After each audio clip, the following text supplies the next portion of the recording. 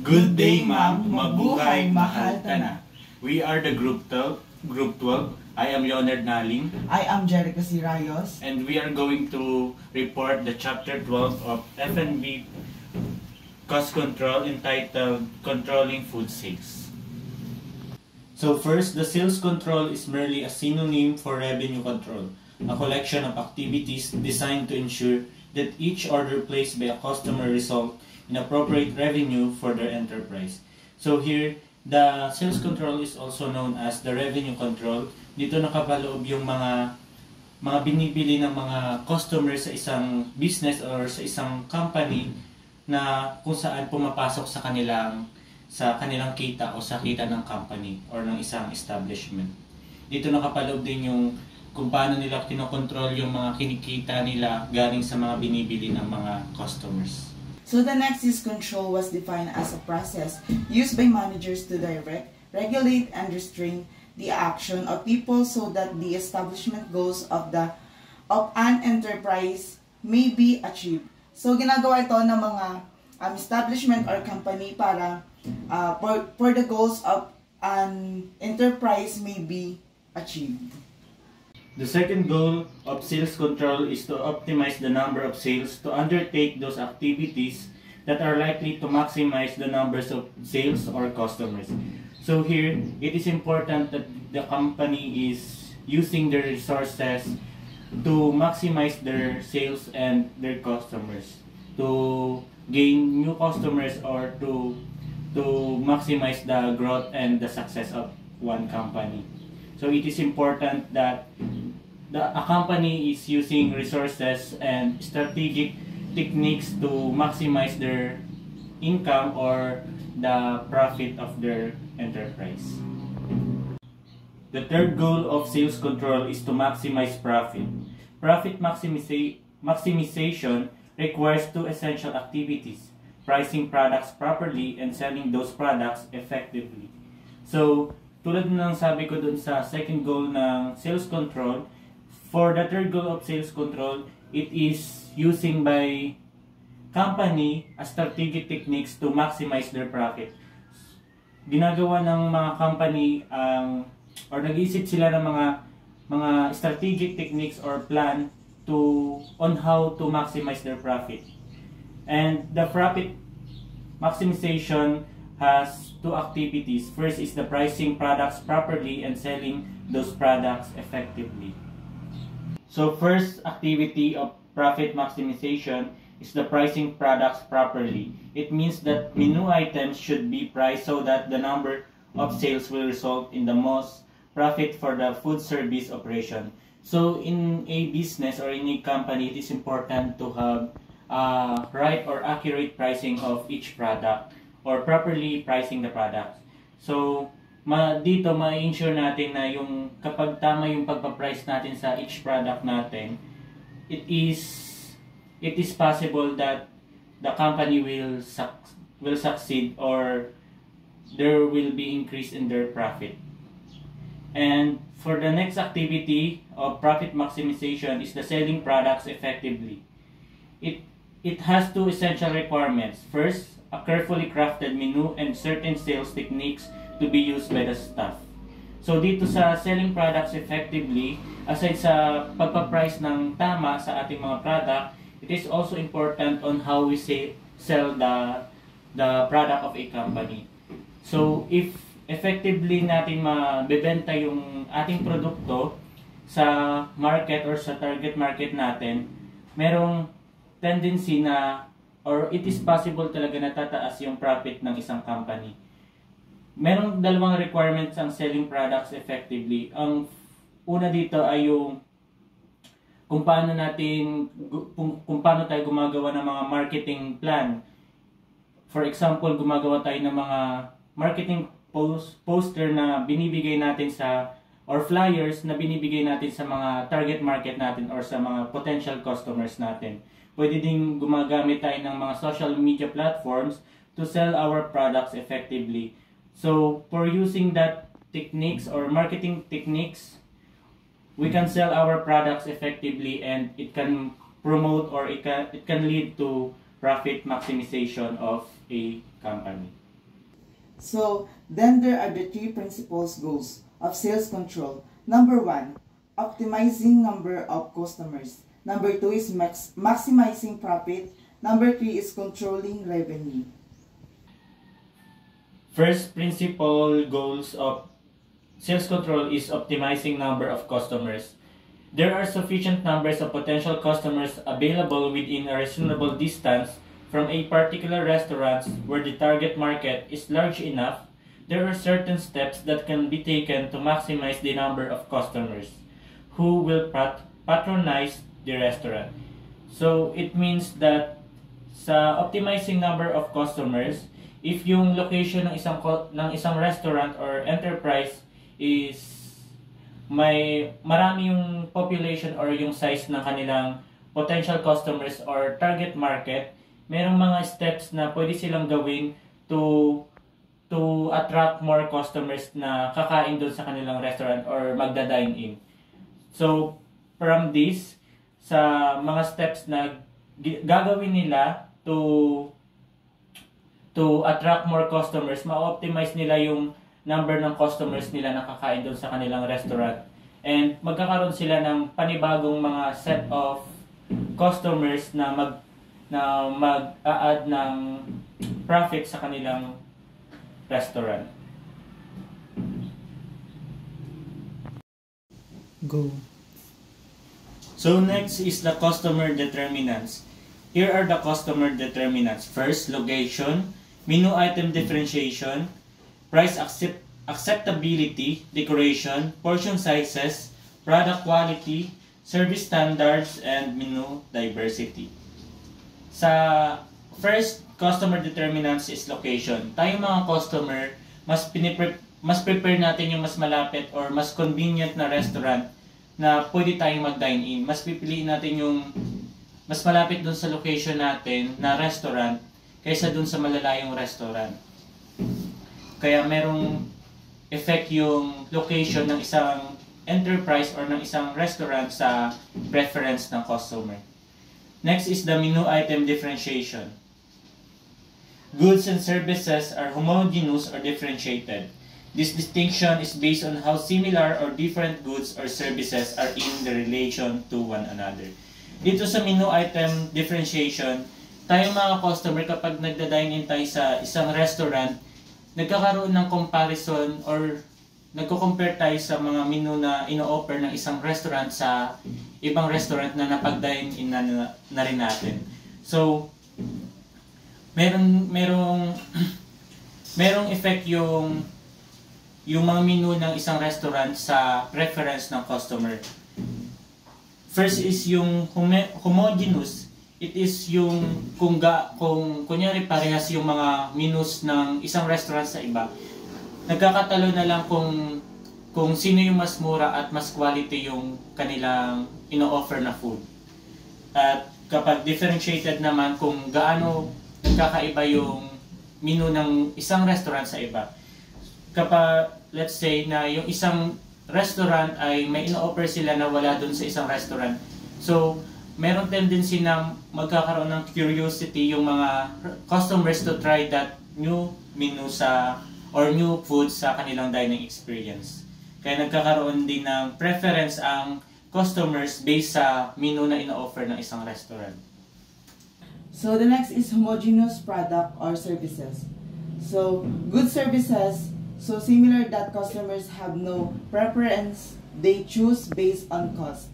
Next is sold at a general market, higher prices may result in loss of customers. So I give this example na katulad nga ng mga convenience store and local store na makukompare natin. So, mas pinipili ng mga buyer na bumili sa mga local store kahit mas good sa convenience store. Kasi doon nila tinitingnan or nagbe-base sila sa cost ng mga binibili nila and doon sa quality and services. Kahit mas mura sa convenience store or makikita natin na mas maganda ang quality sa convenience store o makikita naman natin sa local store ang mga ang cost ng mga paninda nila is mababa din or mas ma-afford ng mga customers. Next is the differentiated products or services. Goods or services sufficiently different to create customer preferences. Next is perceived as unique or real or imagined differences. Next is the customers are willing to pay higher prices or travel farther to obtain them. So dito naman pinapakita naman dito na doon kanina sa dito sa homogeneous products or services, kapag pare-parehas yung mga menu na ino-offer ng isang enterprise or yung product nila ay pare-parehas, mas pinipili nila kadalasan kung saan yung mas mura. Dito naman sa differentiated products or services, kunyari iba-iba yung mga products na ino-offer ng isang company, mas pinipili kadalasan ng mga customers yung mas mamahalin. Or kapag iba-iba yung mga products na ino-offer ng isang enterprise, mas malawak din yung customer preferences. Kadalasan mas pinipili ng, let's say, mga medyo may kaya na mga customers, mas pinipili nila yung mas mahal na produkto kasi alam nila mas quality and mas mataas yung kalidad nun compared dun sa mga affordable or mas nabibili lang sa mga local market ng katulad nito. Example dito is the designer clothing, food menu items and luxury items. Kunyari ay sa designer clothing, mas pinipili nila yung mga branded na mga damit or mga bags katulad ng Louis Vuitton or mga iba pang mga luxury brand na bags or damit compared dun sa mga walang brand na damit or mga bags. Kasi alam nila na kapag luxury brand yung binibili nila, mas quality and mas alam nila na mas matibay at mas mataas yung standard nun compared dun sa mga kaya merong tendency na yung mga customers mas prefer nilang bumili ng mas mahal na produkto basta't alam nilang kalidad at mas branded yung binibili nila. Yun yung pinagkaiba ng differentiated products or services compared dun sa homogeneous products or services. Go. Next is the price acceptability, the extent to which customers find a menu item's price reasonable based on perceived value influencing their decision to purchase. Sa price acceptability, parang ang pinakang simpleng paliwanag dito is binibili ng customer yung isang produkto, binibili ng isang customer yung isang produkto based sa price. Kung alam nila na yung price ng isang produkto ay akma sa kalidad ng produktong binibenta, walang problema sa kanila yun to purchase. Kaya, kunyari sa mga bags na nabibili lang sa bangketa, kapag nabibili nila yung sa murang halaga, alam nila na hindi ganun ka-kalidad or ka-quality yung binili nilang produkto based doon sa price or sa selling price ng item na binili nila.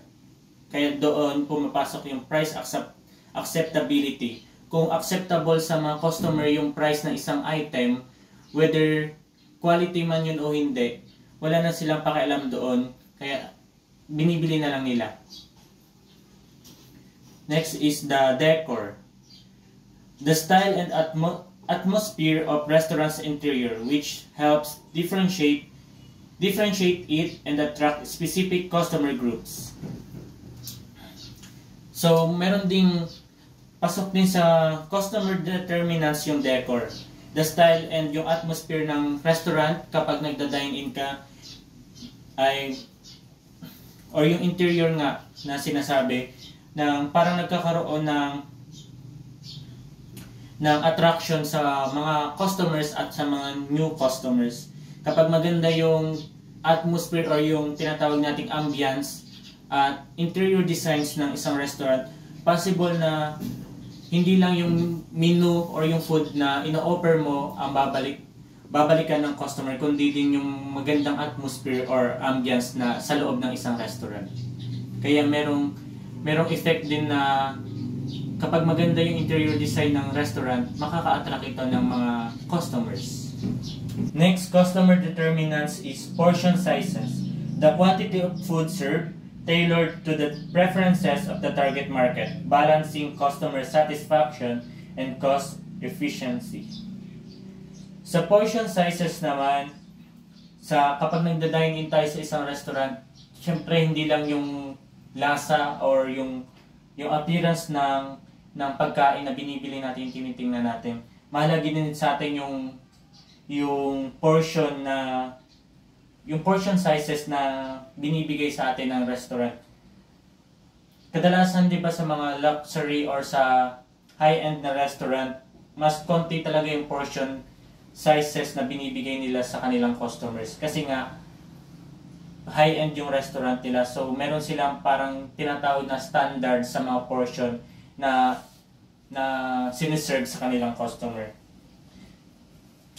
Kapag doon sa portion sizes, syempre kapag hindi satisfied yung customer doon sa portion na sinerve sa kanila na pagkain, merong tendency na hindi na sila babalik doon sa isang restaurant. Or kapag satisfied naman yung customer doon sa portion sizes na sinerve sa kanila ng restaurant, may possibility na babalik ulit yung customer na yon doon sa restaurant na yon kasi alam niya na bukod sa appearance and sa taste ay maganda din yung portion or yung size na siniserve sa kanila. Next is the product quality. It refers to the varying food standards customers expect, ranging from basic to gourmet levels. Restaurants must meet the quality expectations of their target market. Tulad nga ng sinabi ko kanina, kapag sa mga high-end restaurant, meron doon yung mga gourmet. Doon sa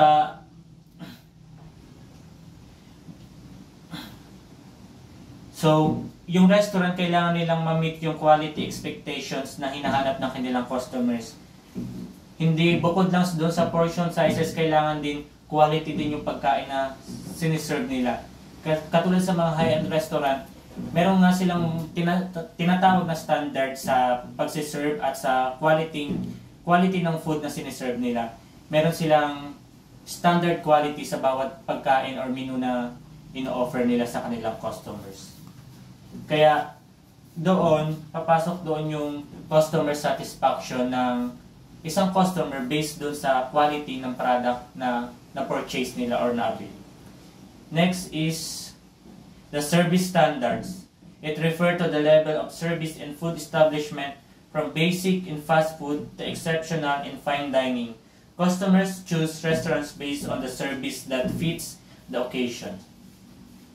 Dito naman sa service standards, pasok din ito sa customer determinants kasi kunyari sa pagsiserve ng pagkain, kapag masyadong matagal yung pagkain na iserve sa kanila, merong tendency na magkakaroon ng dissatisfaction yung customer doon sa isang establishment. Kaya mahalaga na magkaroon ng service standards sa loob ng isang restaurant. Kung kailan dapat iserve yung kanilang pagkain, kung ano dapat yung mga nasa table ng customers habang naghihintay ng kanilang pagkain para maiwasan yung pagkainip or yung pagkainis ng customer kapag masyadong matagal yung sineserve na pagkain. And the last customer determinants is the menu diversity. It refers to the range of items offered in a restaurant's menu. A broad menu with a variety of choices appeals to a larger customer base, encouraging repeat business and higher customer satisfaction. However, the number of items must align with kitchen capacity, staff abilities, and cost considerations. While it's challenging to balance all factors, a well-curated menu that meets customer preferences is key to a restaurant's success and profitability. So, sa menu diversity, kapag broad yung menu ng isang restaurant, mas encouraging or mas attractive yun sa mga customers. So, may tendency na tataas yung sales at tataas yung customer or magkakaroon ng retaining customers sa loob ng isang restaurant. But kapag plan ng isang restaurant na magkaroon ng diverse menu or broad menu, kailangan nilang isaalang-alang yung kung kaya ba ito ng kitchen nila, kung kaya ng kanilang staff, at syempre yung budget ng restaurant.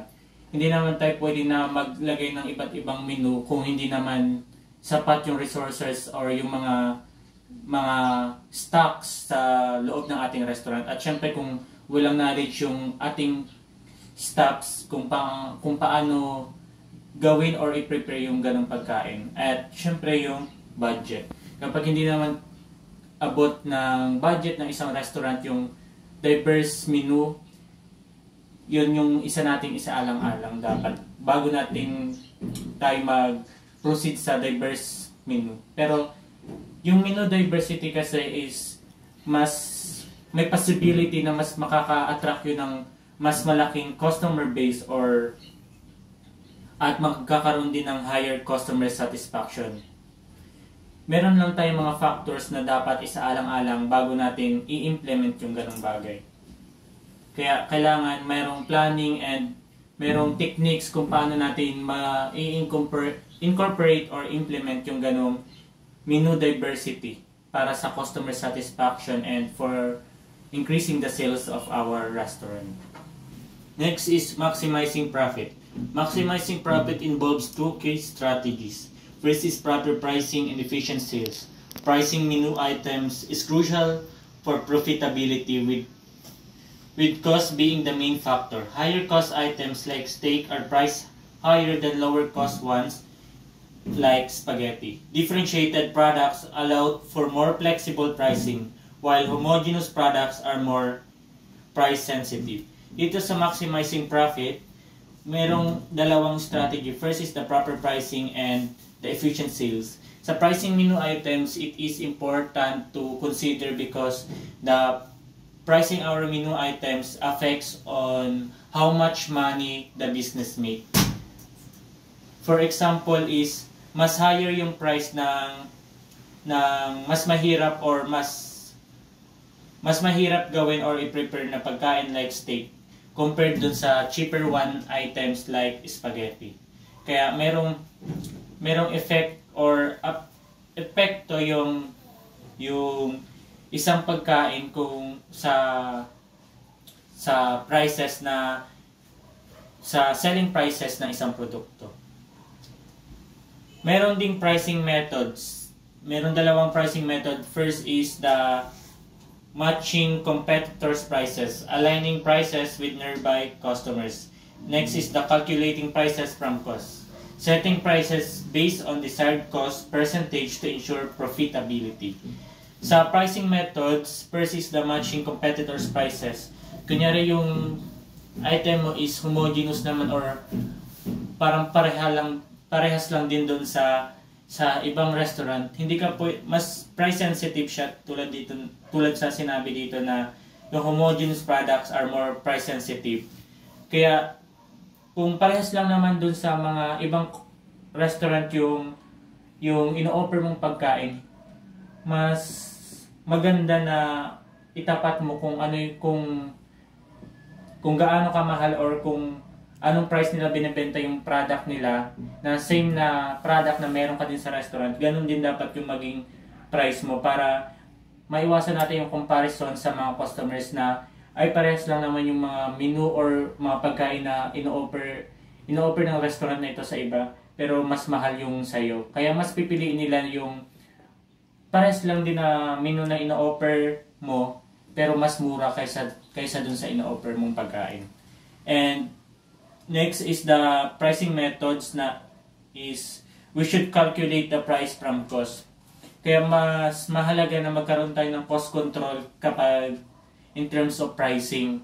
Kung mahal yung mga ingredients or mga ginamit mo para magawa yung isang product katulad nga ng steak, dapat magkaroon tayo ng costing kung paano natin ibebenta or kung kung anong price range natin ibebenta yung ating items, kung based doon sa kung gaano kamahal or kung gaano kahirap i-prepare yung ating ino-offer na menu sa ating customer.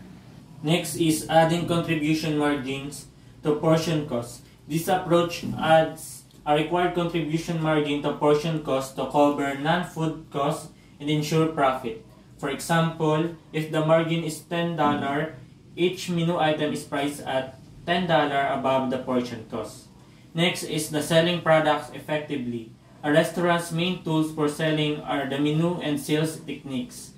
The menu should maximize sales of profitable items through layout, variety placement, and description, while staff techniques help boost sales. Sa selling products effectively, katulad ng sabi ko kanina, it is important na magkaroon ng marketing plan or marketing techniques yung isang company kung paano nila i-market or ibebenta yung kanilang products effectively para mas makita or mas maka-attract ng kanilang target market.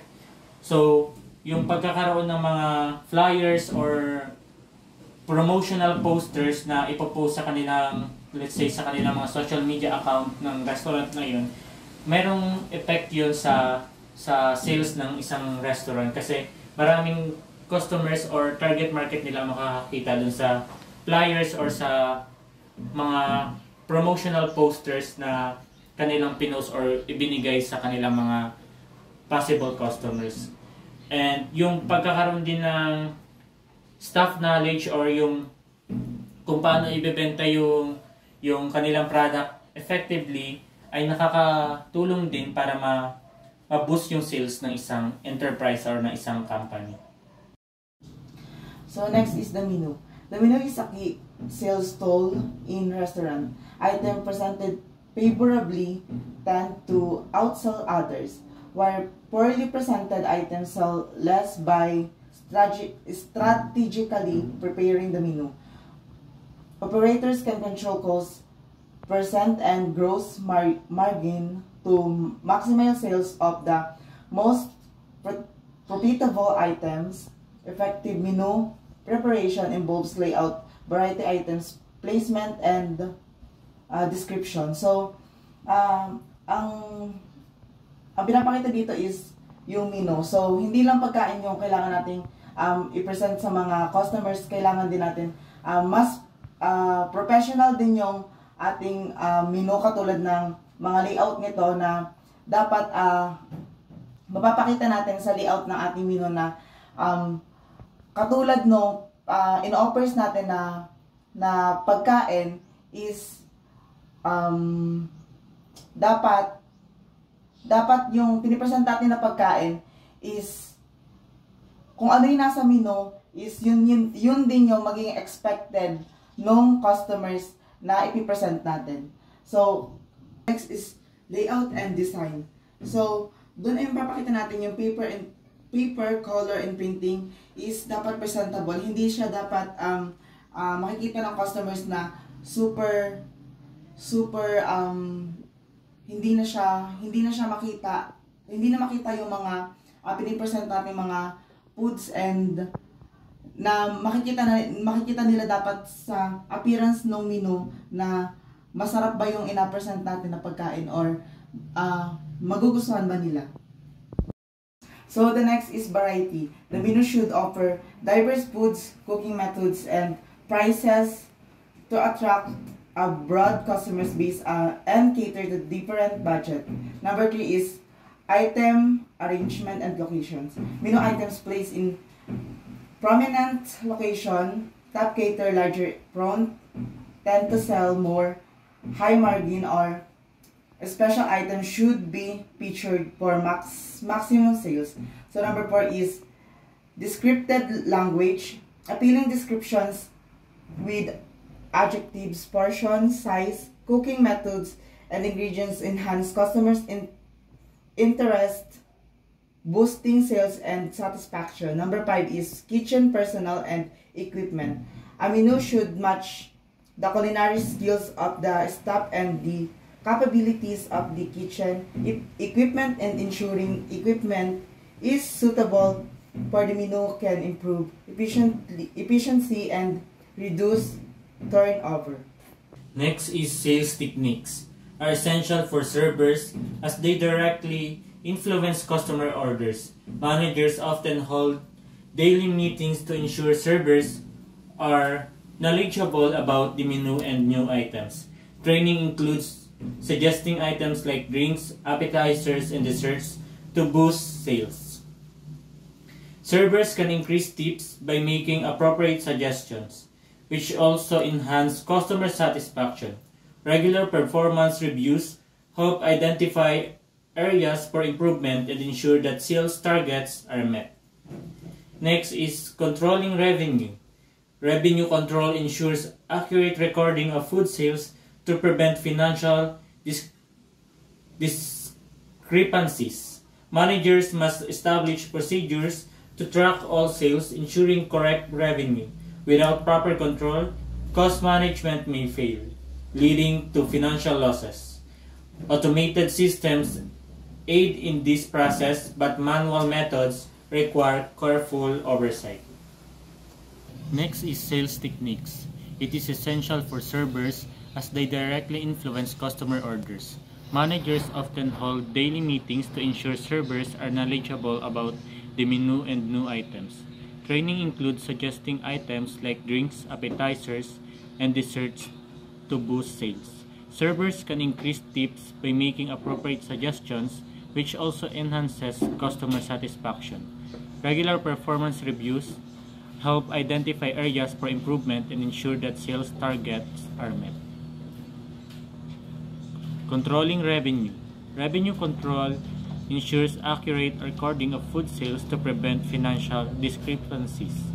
Managers must establish procedures to track all sales, ensuring correct revenue. Without proper control, cost management may fail, leading to financial losses. Automated systems aid in this process, but manual methods require careful oversight.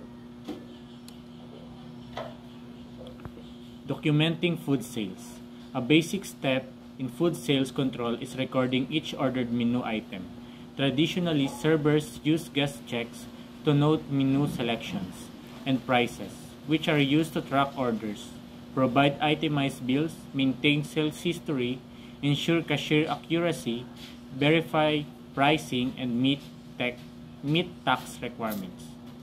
So recording food sale is an important step in managing food establishment. Servers use guest check to track menu orders and prices, which help ensure accurate billing, keep a record of sales, and verify cashier accuracy.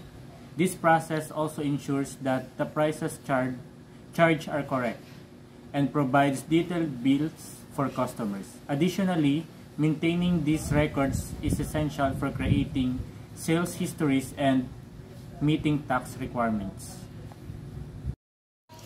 So the number checks, these are guest checks that are sequentially numbered to track orders and assign responsibility.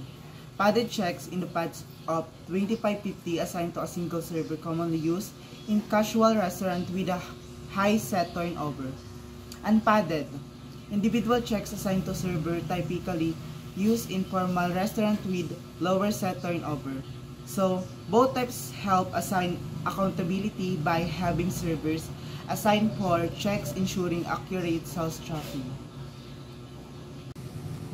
In figure 12.2, it is the server's signature book.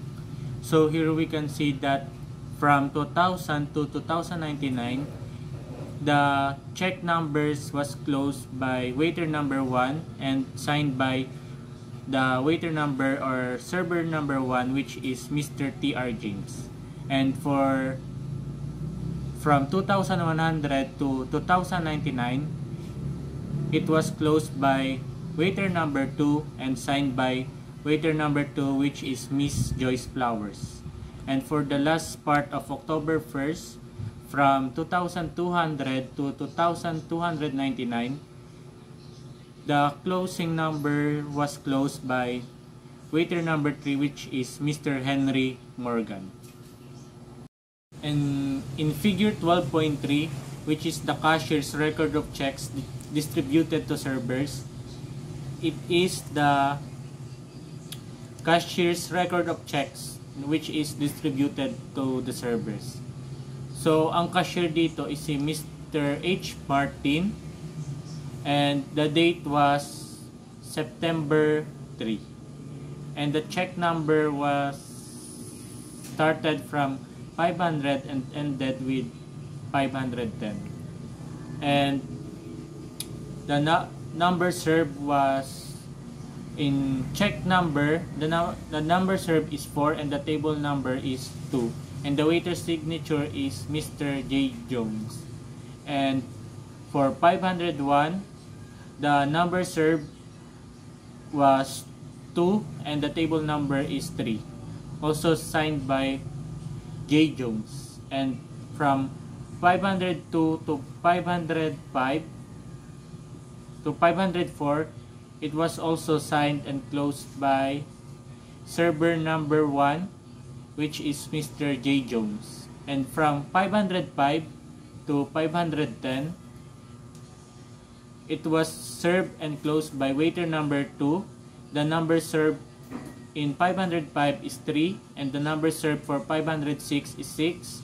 And for table number, we have number 5 and number 6.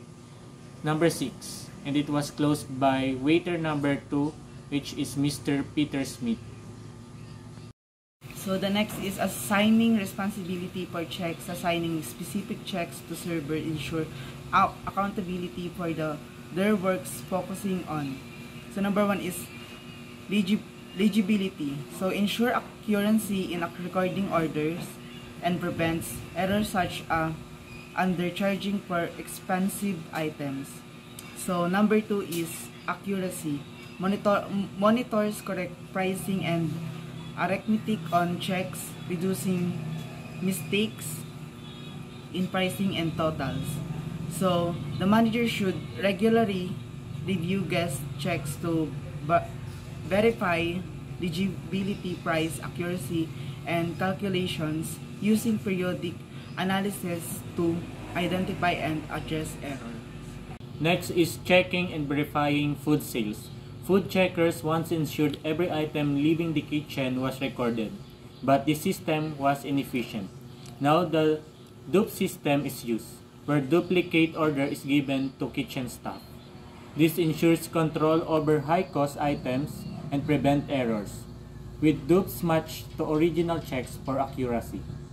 And we have also the recording revenue. Cashiers traditionally recorded sales and payments at exits, and while modern tech has upgraded the equipment, the process remains similar. Cashiers use registers or computers to endorse guest checks, ensuring accurate sales records. Many restaurants now have servers act as cashiers, using printouts to track receipts and maintain revenue control. So, sa traditional ng yung payments at yung sales ay nire-record ng mga cashiers kapag i-exit na yung mga customers or yung mga nag-dine-in sa kanilang hotel or mga nag-check-in or dine-in sa restaurant at sa hotel. And ngayon, most of the establishment use modern technology to upgrade the recording of sales and payments. And by using these registers and computer to endorse guest check, mas nagiging accurate o tama yung pagre-record ng mga sales. For figure 12.4, it is the restaurant sales control sheet. Dito pinapakita yung sales control ng isang restaurant. Ito yung kadalasang hawak ng mga servers or mga cashiers. For example, sa check number 600, it was closed and served by waiter number 2. The number of covers is 3, and sa food sales merong $35.75, and for the beverage sales merong $20.50, and merong tax na $3.38, and for tip merong $9. And kapag pinag-plus yung food sales and beverage sales tapos yung tax and tip, ang magiging sum niya is $68.63. So, yung total na 68.63, yun din yung magiging charge. Ganun din sa mga sumunod na check number, which is the 601 hanggang 605. Pinag-plus yung food sales, beverage sales, tax, tip, and yung total or yung sum is yun yung magiging charge. Tapos after that, yung lahat ng kinita or yung lahat ng sales sa food, pagpa-plus siya from check number 600 hanggang 605. So nakuha dito yung sa food sales, ang total ng lahat ng food sales is 301.75. For beverage sales, ganun din, pinag-plus siya from check number 600 hanggang 605. Pinag-plus siya and yung sum is 113.10. For tax, from check number 600 hanggang 605, pinag-plus siya at nakuha yung sum na 24.90. Sa tip, from check number 600 hanggang 605, pinag-plus siya mula $9 hanggang $13, ang nakuha is 52. And tinotal naman yung mga lahat ng yung sum doon sa food sales, beverage sales, tax, and tip. Tapos yung mga total noon sa bawat categories ay pinag-plus and nakuha yung 491.75. For cash naman, merong cash na napunta sa check number 602, which is 55.97. Hindi siya napunta doon sa charge. Tapos meron ding cash sa 603, which is 39.11. So pinag-plus yung 55.97 and 39.11, nakuha is 95.08.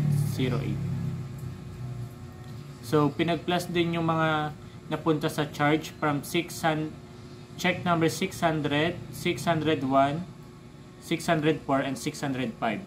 So 68.63 plus 98.71 plus 118.49 and 110.84 is equals to 396.67. The other worksheet is the menu engineering worksheet, which is in the figure 12.5. So dito sa worksheet na ito, nandito yung name ng restaurant, for example ay Stamnis, and the period is from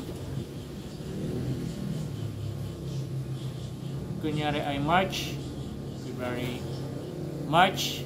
10 to March 17. And dito sa section A, nakalpaloob dito pababa yung mga menu item name and yung mga benta, menu mix, food cost, sales price, item, menu cost, menu revenues, menu CM category, and MM category, and the menu item classification. Next muna tayo. Menu engineering helps restaurateurs maximize profitability by analyzing the performance of menu items based on their contribution margin and menu mix percentage. First is the menu mix percentage. This is the percentage of total sales represented by each item, and it is calculated by dividing the number of units sold by the total number of units sold for all items. And the next is the contribution margin. This is the sales price minus the variable cost or food cost. It represents the amount available to cover fixed costs and contribute to profit. By analyzing these categories, restaurants can make informed decisions on pricing, menu placement, and product offerings to maximize profitability. So the next is computer applications. Computer applications in sales control enhance efficiency, revenue management, and operations. Sales terminal provide insights into customers' preferences for better menu planning, while real-time reports enable managers to address underperforming items, reduce waste, and optimize profitability. So most importantly, computer system eliminate the need for traditional guest checks in tubes, speeding up service, reducing human error, and ensuring that all orders are accurately recorded and processed in the kitchen. This only improves operational efficiency but also simplifies revenue control, making audits easier and more accurate. And for the last part of our report is the beverage control.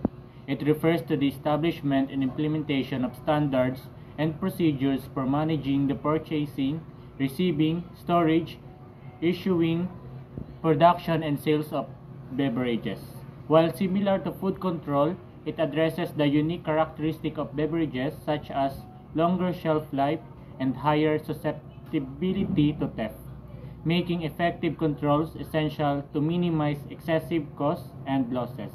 So it is also important to have beverage control just like in food control, so we can address the unique characteristic of beverages such as yung longer shelf life and yung kung paano mapoprotektahan yung mga beverage items natin sa isang restaurant or sa ating establishment against sa mga theft. And it is also effective controls to minimize yung mga excessive costs and yung losses in terms of beverage items. This is the end of our report. For Chapter 12, Controlling Food Sales, I am Leonard Naling. I am Jericho C. Rayos, and this is Group 12. This is the group